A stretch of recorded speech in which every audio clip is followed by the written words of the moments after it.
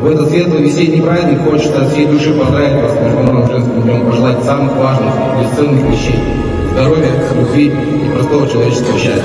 Пусть дома всегда царит тепло и уют, пусть близкие и родные всегда будут рядом, пусть жизнь будет полна радости.